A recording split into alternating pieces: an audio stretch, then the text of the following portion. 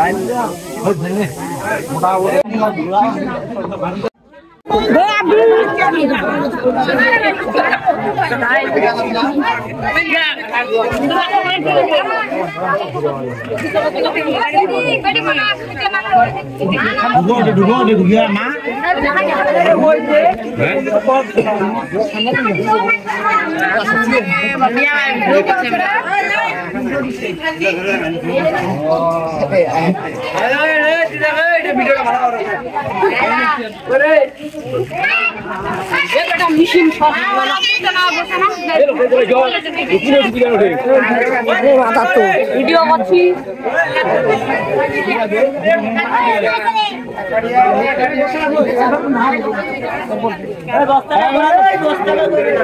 বস্তা দেখাবে না পারে